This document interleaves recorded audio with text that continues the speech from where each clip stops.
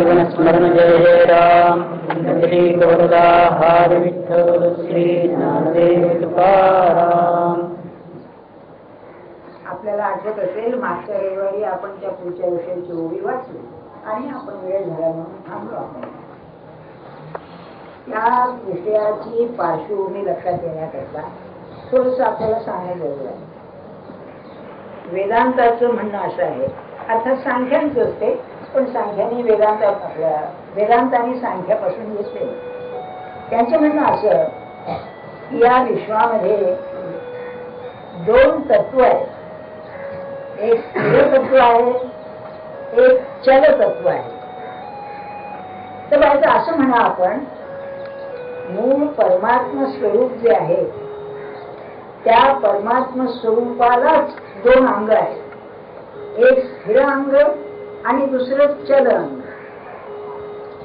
त्याला अरविंदांनी फार सुरेख म्हणजे एक शांत ब्रह्म आणि एक कर्तृ ब्रह्म, म्हणजे एक शक्तिरूप ब्रह्म आणि दुसरं स्थितीरूप ब्रह्म. शिवशक्ती ज्याला ज्ञानेश्वर महाराज म्हणतात ना, अशी दोन तत्व आहेत. जे चलतत्व आहे, शक्तिरूप आहे, त्याला प्रत्यक्षात प्रकृती असं म्हणतात. प्रकृतीचे दोन भेद आहेत, भूता करते ते आपल्याला नको. पण ही जी प्रकृती आहे, आता आपली सांख्याची भाषा वापरायची, त्या प्रकृतीमधून संबंध विश्व निर्माण होत. प्रकृती कशी आहे? सर्वव्यापी आहे, सर्व शक्तिमान आहे. आणि सांख्य तिला जड म्हणतात, वेदांत त्याला जड म्हणत नाही. वेदांत म्हणतात ही शहाणी आहे. ज्ञानेश्वर महाराजांची जी शक्ती आहे ना, ती शक्ती प्रकृतीचं सर्व कार्य करते, पण ती शहाणी आहे, सहेतुक आहे. इतकंच नव्हे तर ईश्वराचा जो संकल्प आहे, तो संकल्प बरोबर प्रत्यक्षात आणण्याचं कार्य प्रकृती करते. म्हणून भगवंताची एक्झिक्युटिव्ह पॉवर जी आहे, शक्ती आहे ती, तर ती विश्व निर्माण कसं करते? पहिली गोष्ट ध्यानात ठेवायची म्हणजे सूक्ष्मातून स्थूल निर्माण होत. सूक्ष्म म्हणजे काय? जे इंद्रियांना आकलन होत नाही ते सूक्ष्म. उदाहरण घ्या, आपला देह आहे, हा इंद्रियांना दिसतो. आपलं मन आहे, पण इंद्रियांना दिसत नाही. आपल्याला बुद्धी आहे, इंद्रियांनी दिसत नाही. आपण आतमध्ये रागावतो, लोभ करतो, येत, पण ते इंद्रियांना दिसत नाही. म्हणून सूक्ष्म जे आहे ते अतींद्रिय आहे. जे अतींद्रिय असतं ते व्यापक असतं. स्थूलाला दृश्याच्या मर्यादा आहेत, स्थल कालाच्या मर्यादा आहेत. सूक्ष्माला मर्यादा नाही, ते व्यापक असत. तिसरी गोष्ट असेल तर दृश्य किंवा स्थूल हे नाशवंत आहे. काल त्याच्यावरती स्वामित्व गाजवतो, ते नाशवंत आहे. सूक्ष्म हे शाश्वत आहे. मग प्रकृती ही सूक्ष्म आहे, ती शाश्वत आहे, व्यापक आहे आणि अतींद्रिय आहे. प्रकृती दाखवता येत नाही. आता ही प्रकृती जेव्हा विश्व निर्माण करते तेव्हा ती भगवंताच्या अध्यक्षत्वाखाली करते. मय्याध्यक्षेण प्रकृती श्रूयते सचराचरम्. अध्यक्ष काय करतो? अध्यक्ष सभेचं नियमन करतो. तसं प्रकृती सगळं करते, पण त्याच्यावरती निगराणी ठेवतो, सुपरविजन करतो तो अध्यक्ष, तो परमात्मा. तरी कशी निर्माण करते? तर या विश्वामध्ये योजना दिसते, व्यवस्था दिसते. ही व्यवस्था आणि योजना हा बुद्धीचा धर्म आहे. कृष्णमूर्ती त्याला ऑर्डर म्हणतात. थोडा फरक आहे बरं का, सिस्टम आणि ऑर्डर यामध्ये लॉजिक मध्ये फरक आहे, तो आपल्याला इथे जरूर नाही. पण याच्यामध्ये व्यवस्था आहे. आंब्याच्या कोळीमधून आंब्याचं झाड येईल, माकडाला माणूस होणार नाही. अंजनीला मारुती झाला, तो माकडच झाला, माणूस झाला नाही. त्याला शेपूट होती, तोंड त्याचं माकडच आहे ना. सांगण्याचे तू काय, इथे व्यवस्था आहे. व्यवस्था हा धर्म कोणाचा? हा बुद्धीचा धर्म आहे. म्हणून प्रकृतीतून पहिल्यांदाच काही प्रगट झाले असेल तर बुद्धी प्रगट झाली, त्याला ते महत असं म्हणतात. महत का? महत म्हणजे मोठा, नाही का? मोठा याला महत, महात्मा आपण म्हणतो ना. तेव्हा या विश्वामध्ये सगळ्याच महत्व असेल तर बुद्धीला महत्व आहे. आपल्याला विनोदाने आपण म्हणतो ना, वरचा मजला खाली म्हणजे सगळंच खाली, नाही का? ते चमत्कारच आहे. वरचा मजला खाली म्हणतो, खाली म्हणजे रिकामा असला अर्थ आहे. बुद्धी ही पहिल्यांदा, पण बुद्धी व्यापकच आहे. पुन्हा की महत याचा अर्थासाठी व्यापकच आहे. प्रकृती सारखीच ती व्यापक आहे, पण या विश्वामध्ये अनेकत्व आहे. अनेकत्व म्हणजे विविधता इतकी आहे की बोलायची सोय नाही. भगवंताला विभूती सांगाव्या लागल्या, इतकी विविधता. ही विविधता म्हणजे व्यक्तिगत असते. अगदी गुलाबाचं फुल आहे, 10 गुलाबाची झाडं आहेत, तर प्रत्येक फुल हे वेगळं आहे. जरी गुलाब हा एकच असला तरी प्रत्येक गुलाबाचं फुल वेगळं आहे. माणसामध्ये तर प्रत्येक माणूस हा अगदी निराळा असतो. Every human being is unique असं मानसशास्त्रात म्हणतात. जुळे जरी असले तरी युनिक. अगदी सत्पुरुषाच्या चरित्रात त्याच्या आधी पट्टशिष्य झाला तरी तो गुरुसारखा नसतो. कल्याण स्वामी आणि समर्थ रामदास स्वामी होतेच ना. अगदी कल्याण स्वामींनी म्हटलंय, मला आपल्यासारखं करून टाकलं. रामदास स्वामींनी तादात्म्य केलं मला, तरी पण समर्थांचं बोलणं, चालणं, उठणं, बसणं, कार्य आणि कल्याण स्वामींचं कार्य मिळालं.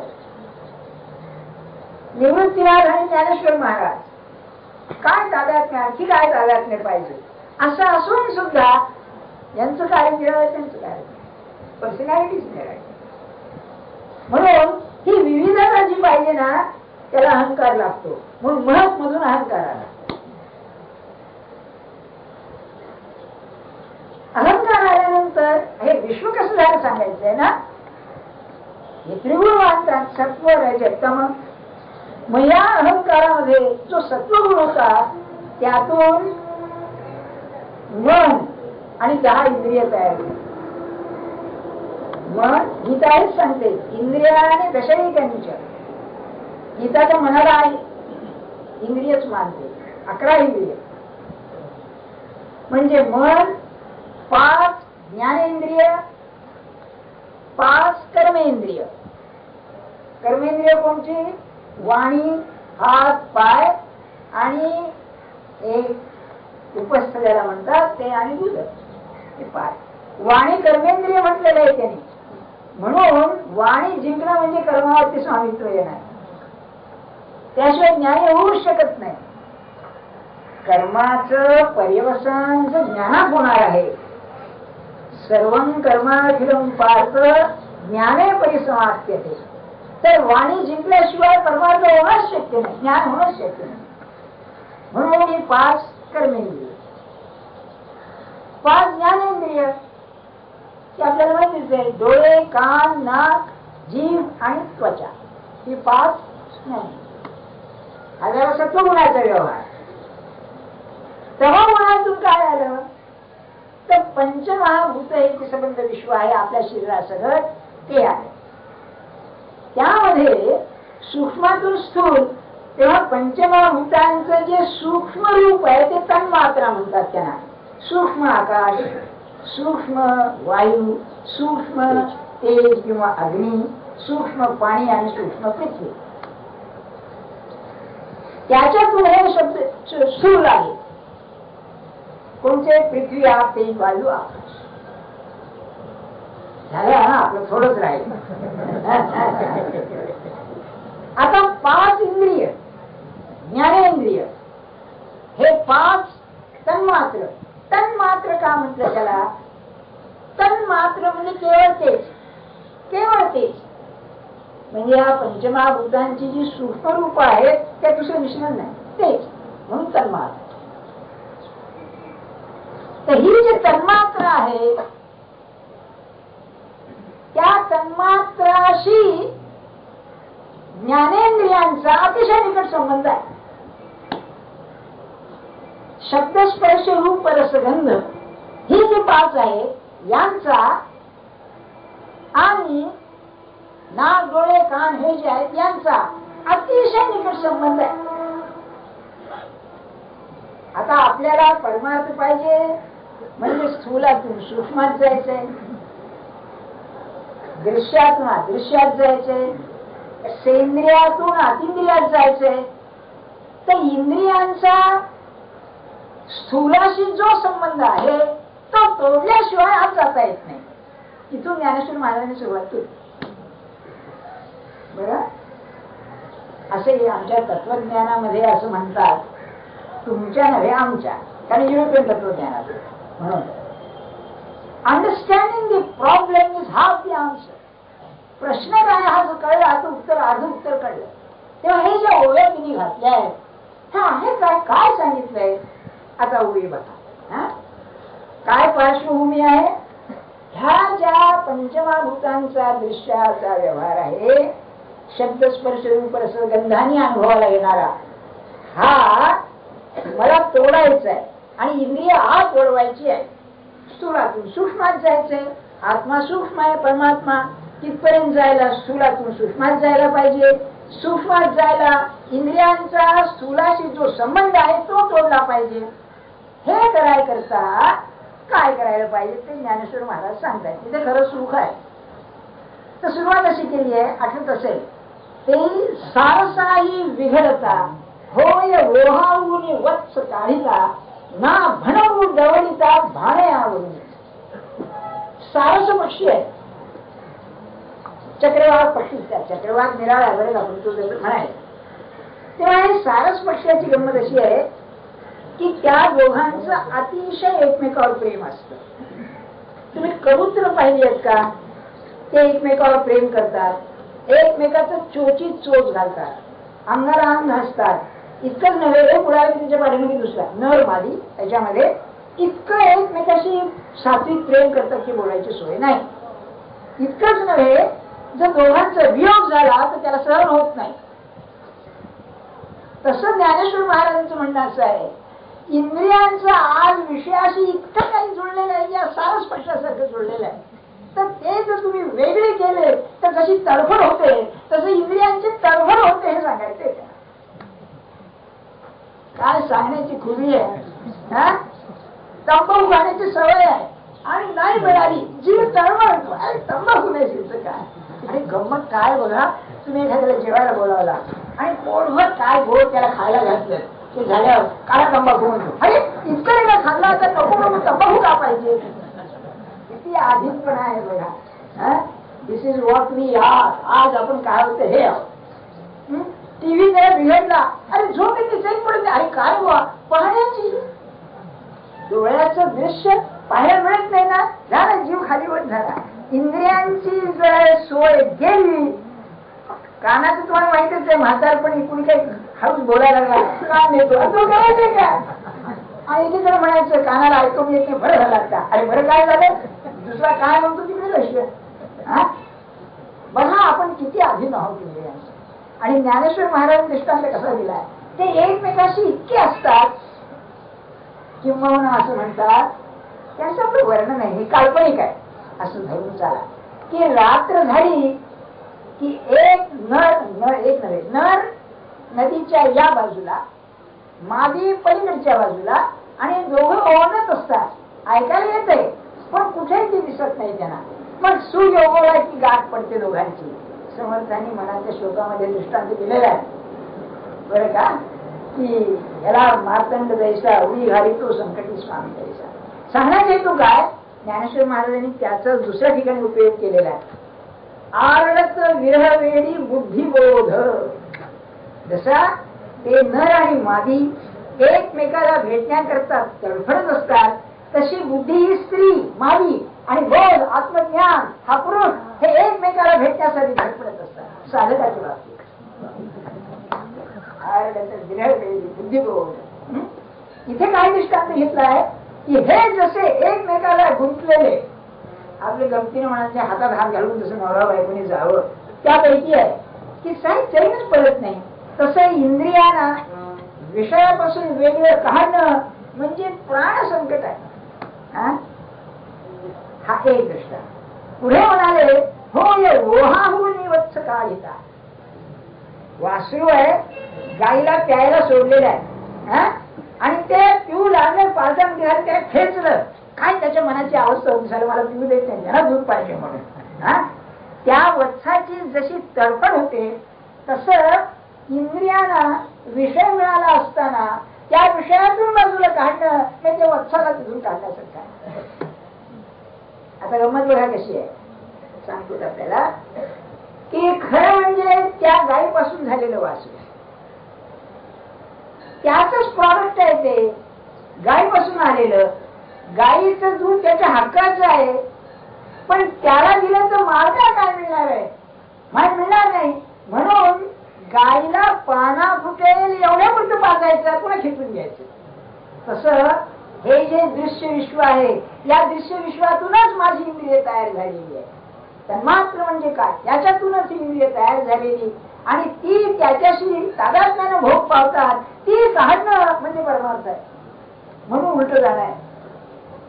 हा दृष्टांताची मार्मिकता आहे बरं की अरे तुम्ही दृश्यात आहात, दृश्यापासून झालेले आहात, दृश्यातून तुम्हाला जायचंय तर पहिली पाहिली असेल तर इंद्रियांना तोडलं पाहिजे.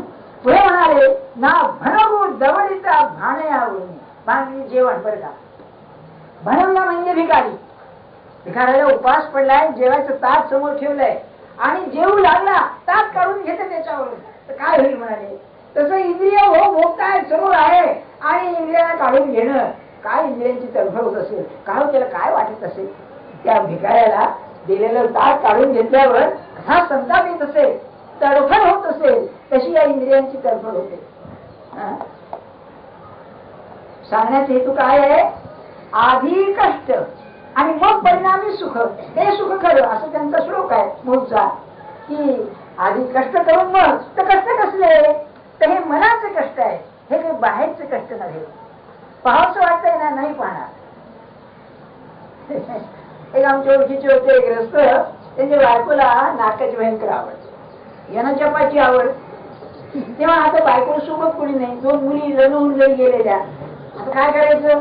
तेव्हा त्यांनी यांचं तिकीट काढायचं, दोघांनी जायचं आणि हे तिथे डोळे दाखवून जप करीत बसायचे. ते म्हणाले हे हो काय 7 रुपये खर्च करून इथे यायचे, झोप घेता तुम्ही, तुम्हाला ते पावस होते तरी नाही का. ते म्हणजे पाहायचं काय, नाटकच जीवनाचं झालं ते चांगली आहे पाहायचं म्हणाले. जाऊ म्हणलं, पण त्यांनी तिसरं तुला काय ओळखीचा त्यांच्या मामा विमा घेतला. असा वंश काय कामाचा सोपं नाहीये बरं काय. तुम्हाला टीव्हीचा अनुभव आहे किंवा काय नाटक काय ते काय ते नाटक असतात टीव्हीवर किंवा ते छायागीत काय धडपड काढणं नुसतं पाहण्याकरता. मी पाहायला लागली काय आहे एवढं बरं का.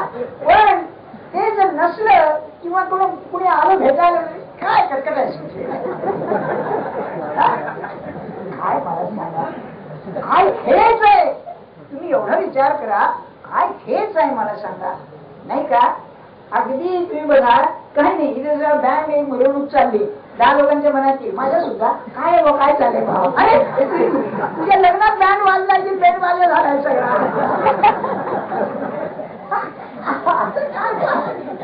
जाऊन आली बघा खेच, इंद्रियांची खेच कशी आहे. ही खेच आवडण्याचं नाव वैराग्य आहे. तुम्हाला सांगू का, आपल्याला केवढे उपकार आहेत ज्ञानेश्वर महाराजांचे. विषय सगळ्यांनी सांगितलाय, हा असं काय करता सगळ्यांनी सांगितलंय. पण या पुरुषाच्या सांगण्याची जी खुबी आहे ना, सौंदर्याने वाहते आहे नुसते सौंदर्य. हा काय खुबी आहे तुमच्या जीवनातलं हो, असं काही आहे का. हे झालं. पुढे आणखी बघा, याच्यात एक राहिलं. समजा त्या भिकाऱ्यांनी पोटभर खाल्लं तरी पुन्हा संध्याकाळी भूक लागणारच. तसं इंद्रियांचे घोडा पुष्कळ पुन्हा आणखी पाहिजे, त्याला तृप्ती नाही. ही एक गंमत आहे. आणखी एक दृष्टांत बघा. पै माले पुढून बालक काळे नेता एकुलते एक, होय का उदक तुटता मीना. याला अलंकार शास्त्रामध्ये सार अलंकार असं म्हणतात. क्लायमॅक्स, एकापेक्षा जास्त, एकापेक्षा जास्त असं वरपर्यंत जाणं ना, त्याला सार अलंकार, क्लायमॅक्स इंग्लिश मध्ये म्हणतात.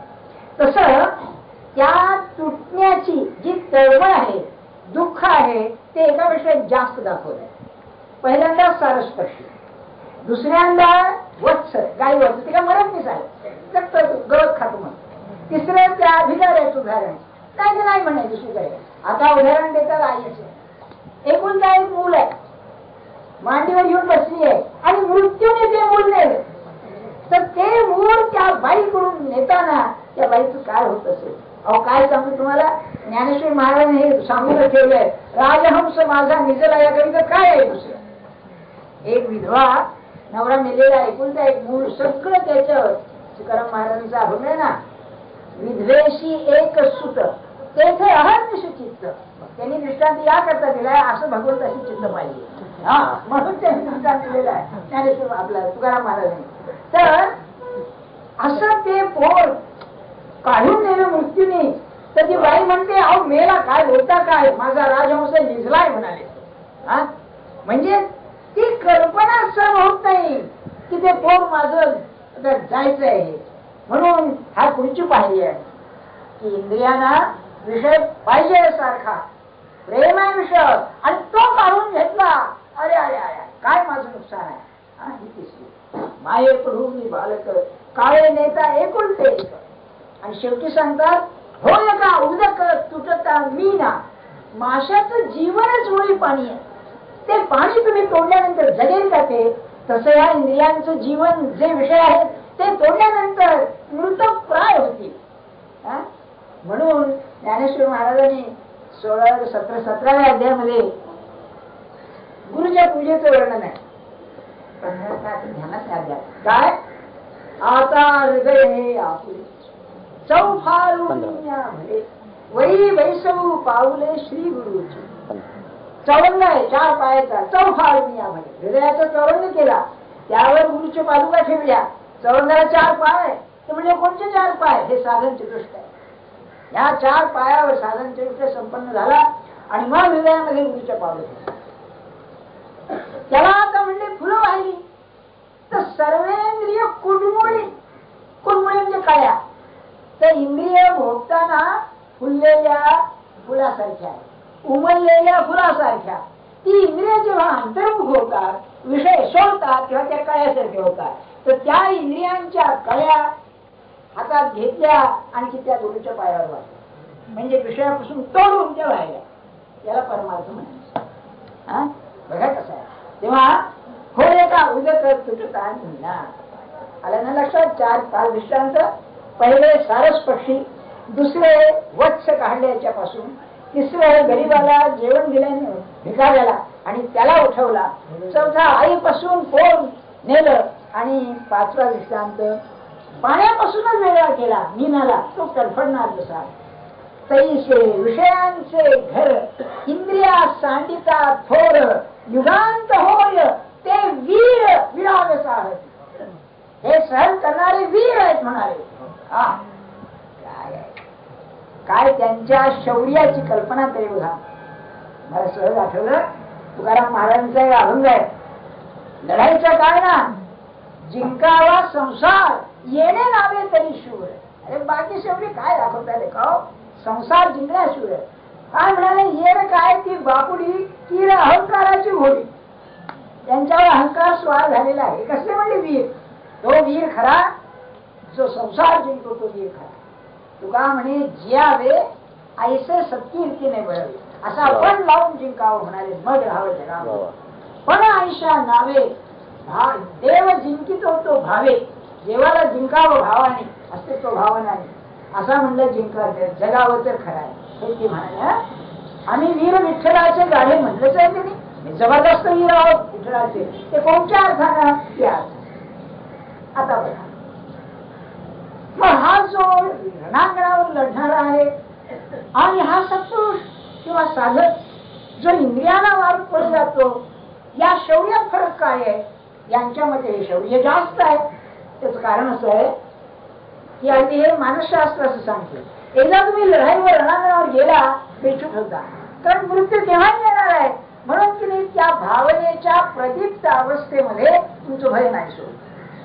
तुम्ही उदार होता जीवावर, सगळं शांत असताना, कोणी जबरदस्ती न करताना मग विषयाला तोडणं हे फार कठीण आहे. आणि तो सत्पुरुष करतो म्हणून मग सगळं अनुकूल आहे, तरी माझी इंद्रिय मी विषयात जाऊ देत नाही, याच्यामध्ये खरं शौर्य.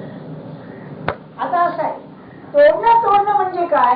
बाहेरून तोडण्यात काय हो, भिकाऱ्याला एकादशी पैकी होते, ज्याला मिळतच नाही. आता सिगरेट पिणाऱ्याला 10 रुपयाला पाकिट मिळालं तर कुठे पितोय हो, नाही का? काय शक्य. पण आहे अनुकूलता असून सुद्धा ज्याचं मन जात नाही तो खरं. म्हणून म्हणाले, विषयांचे घर इंद्रिया सांडितात थोड. या विषयामध्ये सवय लागलेली इंद्रियांना ही सोडताना काय होतं, युगांत होय. युगांत होय म्हणजे अगदी मरणप्राय दुःख होत. ते वीर जे सहन करतात ते खरे विरागी होत. ज्ञानेश्वर महाराजांचं म्हणणं असं आहे, पहिली पाहिजे की आम्हाला सूक्ष्मातून स्थूलातून सूक्ष्मात जायचंय. आता आणखी एक सांगतो आपल्याला, आपली जशी ही बाहेरची इंद्रिय आहे तशी आपल्या सूक्ष्म देहाला इंद्रिय असतात. याला काय झालं, ते नरसिंह सरस्वती म्हणून स्वामी होते आळंदीला, अण्णासाहेब पटवर्धनांचे गुरु. तेव्हा त्यावेळेला अफगाण वॉर चाललेली होती, 3rd अफगाण वॉर. तर बातम्या यायच्या वर्तमानपत्रामध्ये ब्रिटिशांच्या विरुद्ध चालू होते. त्यावेळेला अण्णासाहेब आळंदीला भेटायला गेले असताना ते सांगितले की असं असं चाललंय, लढाई चालली आहे, तुला कसं कळलं म्हणाले. ते म्हणले पेपरमध्ये आले, वर्तमानपत्रात आलंय. हा चिंचा म्हणाले, अरे डोळे नसून पाहता आलं पाहिजे, कान नसून ऐकता आलं पाहिजे, जीभ नसून खाता आलं पाहिजे. अरे तो खरा हे काय म्हणाले. आणि त्याने बसल्या बैठकीला तिथे काय चाललंय ते सांगितलं. बघ म्हणजे उद्या येतो. हे कसं होतं, तर आपल्या सूक्ष्म देहाला सूक्ष्म इंद्रिय असतात. हे काही चमत्कार नव्हे बरं का. समजा एखादा मनुष्य आला आणि दिसायला चांगला आहे, अरे हा लवाड दिसतोय रेखाचा, काहीतरी हे आहे पूर्वीच वाटतं बघा, आणि तो लवाड निघतो. चांगल्याला लवाड म्हणू नका, असे लवाड निघतो बरोबर. असे असतात ना. मी सांगितलं गांधींच्या अंगी शक्ती होती. मनुष्य पाहिल्या बरोबर हा काय कामाचं आहे ते ठरले, याची लायकी किती आहे बरोबर ठरली. अत्यंत हुशार प्रोफेसर असेल ना, विद्यार्थ्याला 2 मिनिटं बोलल्यावर कळली याची बुद्धिमत्ता किती बरोबर कळेल त्याला. सांगण्याचा हेतू काय, किंवा आपल्या गमतीनं तुम्ही एखाद्या उत्तम गवयाकडे गेला, अनुभवी शिकवणाऱ्या, हा केला त्याला किती गाणं येईल त्याला सांगता येईल बरोबर याची लायकी किती आहे. सांगण्याचा हेतू काय, हे जे कळतं ते सूक्ष्म देहाला कळतं, त्याची इंद्रिय आहेत तिथे. तेव्हा आपल्याला स्थूल इंद्रियांतून सूक्ष्म इंद्रियात जायचंय, कारण आत्मा त्याच्या पलीकडे आहे. ते जाण्याकरता बाहेरचा हा संबंध सोडला पाहिजे. महाराज दुसऱ्या सुरेत दे, एक मिनिट जुन्या तऱ्हेचा श्रीमंत माणूस होता, बाहेरच्या बाहेरशी संबंध होता, तर घरचा संसार नीट व्हायचा असला तर तो सोडला पाहिजे. तसं हे आहे, बाहेरचं सुटलंच पाहिजे. आता सुटणं म्हणजे काय, प्रश्न आलाच की नाही. सुटणं म्हणजे काय, पुन्हा मगाचं ते नाटकाचं सांगितलं ना, त्याच ग्रस्तांची गोष्ट सांगतो. ते घरी एकटे असत, बायको आली होती, तेव्हा टीव्ही असेल त्यांच्याकडे. तेव्हा त्या मेकॅनिकने काय सांगितलं, तुम्ही हा वापरला नाही का खराब होईल, किंवा चालू ठेवा. तेव्हा ती टीव्ही चालू ठेवायची, निघून जप करीत बसायची, टीव्ही चालू आहे आपला. असं जर प्रपंच